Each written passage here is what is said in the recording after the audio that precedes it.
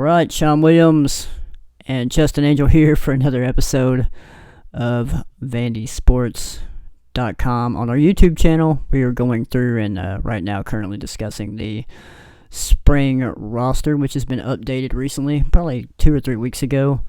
And we're just kind of going through and looking at the roster position by position, breaking things down, who's coming back, who's the new faces, things like that. So today we're going to focus on the running backs. So, and before we get into that, obviously, please subscribe to our YouTube channel. We're about up to 300 subscribers right now, which is pretty awesome. So hit the subscribe button, hit the notification bell whenever new videos drop. You will get notified that they are on here, and you can come check those out at your convenience. And we appreciate that. And always, subscribe to VandySports.com. Yearly subscription is $9.95 a month. Great deal. We'll let you know the details of the $9.95 a day plan. Special deal for those special people out there. So, but like I said, Justin, we're going to talk about the running backs. And obviously, well, we've got some storylines coming coming into the spring. Yeah.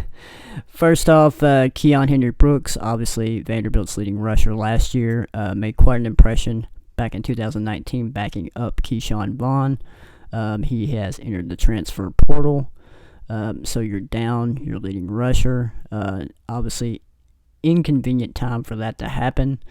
And obviously, if you're a member of VandySports.com, you will know why that actually happened. But regardless, you don't have your leading rusher, so that's big news.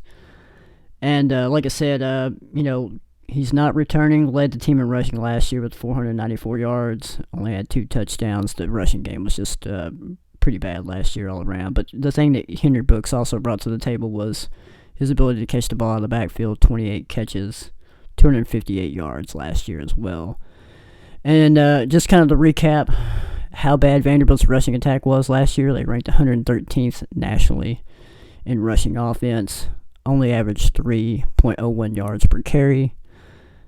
Only had 4 touchdowns on the year from that position, 110 yards per game. And I'm going to kind of throw in the red zone scoring, too. It's like kind of another stat that kind of stuck out. Of course, Vanderbilt ranked 118th in red zone scoring. Obviously, they didn't have any issues kind of getting into the red zone last year, but turning those red zone opportunities into points, especially touchdowns, was a struggle for Vanderbilt's offense, especially in the running game. Only 3 rushing touchdowns. 3 of those 4 touchdowns total from the running back position. 3 of those came in the red zone opportunities, but 70% clip for Vanderbilt in the red zone in terms of scoring, which, I mean, still that ranks, like I said, 118th in the country. So, not good for Vanderbilt overall in terms of running back production. So, we talked about Keon Henry-Brooks. He is gone, but there is a good news. And they went out and got a transfer, and they got a really good one. And Raymond Davis from Temple, was Temple's leading rusher the last 2 years, broke out as a freshman in 2019. Had 936 yards and 8 touchdowns. That led Temple. And then he was their leading rusher last year as well, with 308 yards and 1 touchdown through 4 games, and then that he decided to opt out and enter the transfer portal. So Davis, also, we talk about him being a leading rusher. He's also a guy that can catch the ball in the backfield as well. He had 15 catches for 181 yards, 2 touchdowns in 2019. And also through 4 games last year, he had 12 catches for 62 yards before he entered the transfer portal. So with that being said, Justin, I'll flip it over to the roster. We'll take a look at that, and you just kind of tell me what you think about the running back situation for Vanderbilt coming into the spring and entering next season. Well, when you're talking about the rushing and those things, there are some factors that go into that. One being the fact they only played Southeastern Conference competition, so that's going to drop yards per rush and those type of things compared to previous years. And then also, too, with the amount of opt-outs and the offensive line situation that Rosamondo had walked into last year, that also made it tough for your running back position, and that's something that running backs depend on is somebody that can block for them up front. And luckily, this group that you have here at this time has a few more bodies up front, and it'll be interesting to see how Blazek does with the offensive line. But it's pretty much like you've already talked about, losing Keon, Henry Brooks.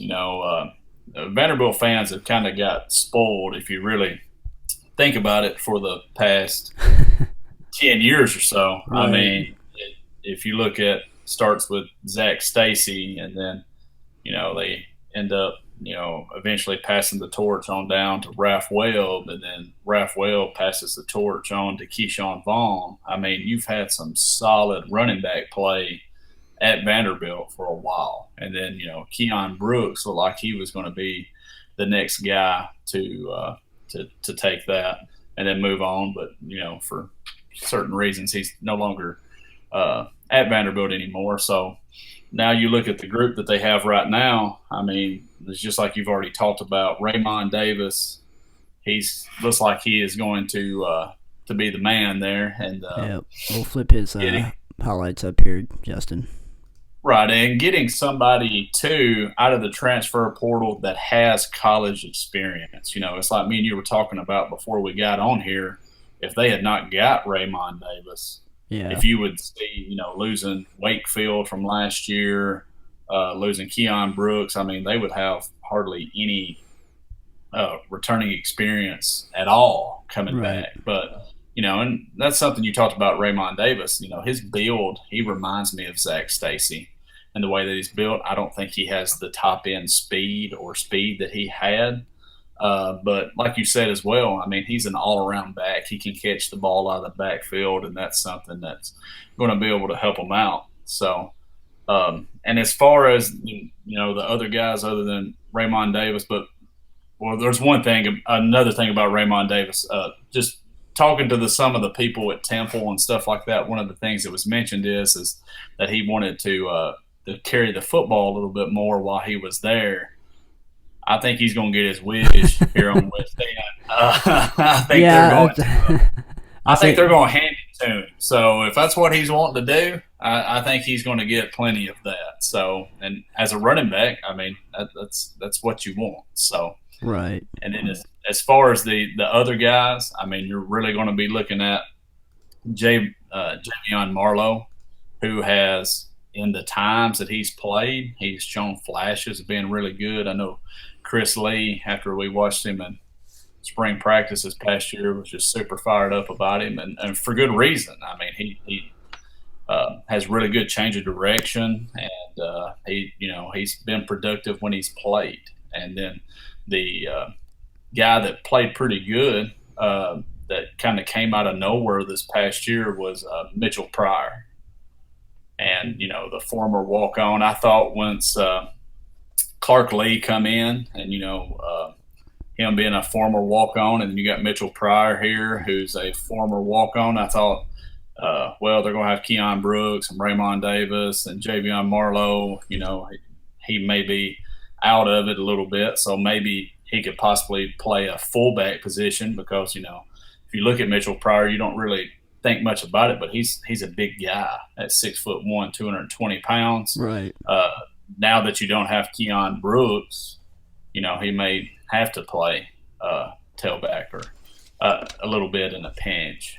And then you mentioned real quick Mitchell Pryor, just to talk about his stats. Played in all 9 games, had 28 carries for 117 yards. 117 yards of total offense for Mitchell Pryor. That was 5th on the team.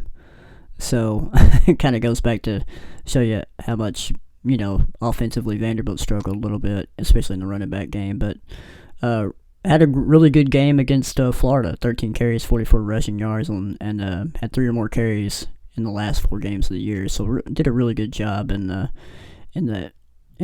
carries that he got, and took advantage of those, and did really well. And going back to Marlowe, I'll mention this real quick, just some stats from last year. Only played in 4 games, but did start against A&M and Florida. Had 186 yards on the season, averaged 4 yards per carry. His biggest performance came against LSU with 17 carries and 83 yards, a career high for him. So Just kind of a stats check for 2019 with for Javion Marlowe and Mitchell Pryor. And if you just look at the depth chart right there, I mean, it's pretty thin once you Right. lose Keon Brooks. So it's going to be important that they stay healthy, which you do have Dylan Polybetts coming in, and you got Patrick Smith coming in. That's going to be able to provide some depth, but they're going to need Raymond Davis to really step it up and be a quality Southeastern Conference back. Right, and I'll ask you this. You mentioned Dylan Betts, Pauly, Patrick Smith. We kind of mentioned this before we hit record, but I mean, what are the chances? And there's Rocco Griffin too that we haven't mentioned, but obviously he got some playing time last year. He played in 8 games, had 33 carries, 92 yards. Had a lot of special teams action as well there, but he had 5 or more carries in five of Vanderbilt's games last year. So.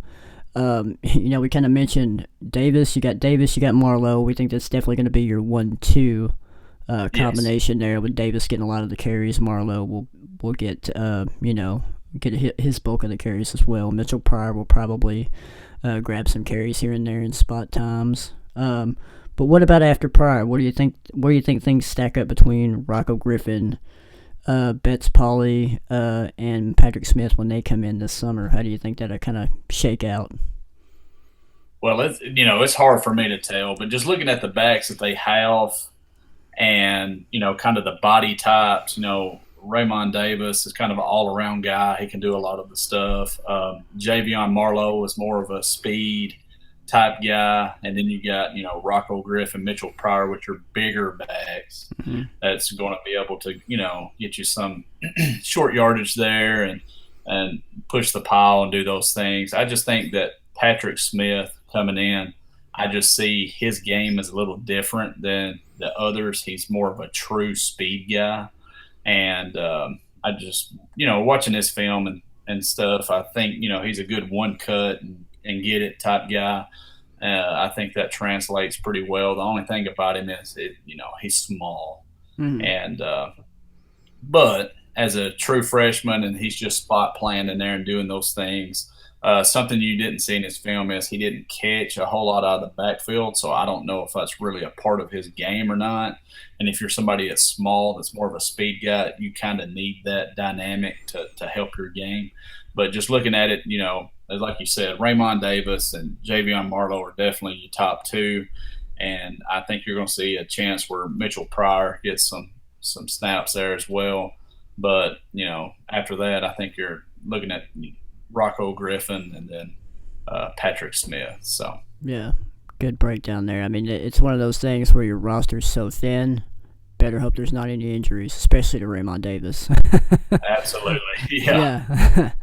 Yeah. No pressure on the offensive line coach there. So. Right, exactly. A lot of pressure there too. So it'll be interesting to watch, obviously, and we'll see how things shake out in the spring and with the spring game and things like that. But definitely running back, it's intriguing just because it's thin now with Henry Bookstrom. But Raymond Davis definitely is a guy that I think at most everybody's confident is going to step in and produce right away. So we'll be looking at that moving forward. So with that being said, that will wrap up our running back roster breakdown for the spring. We hope you guys are enjoying it. You guys have given us positive feedback, except for my mic levels, which I'm trying to work on and talk really loud right now. I'm not trying not to use the Michael Buffer voice because I will lose my voice within 5 minutes doing that. But maybe in the next video I'll do a boxing introduction for Justin Angel here. So, but appreciate you guys checking us out, and remember to subscribe to our YouTube channel and hit the notification bell.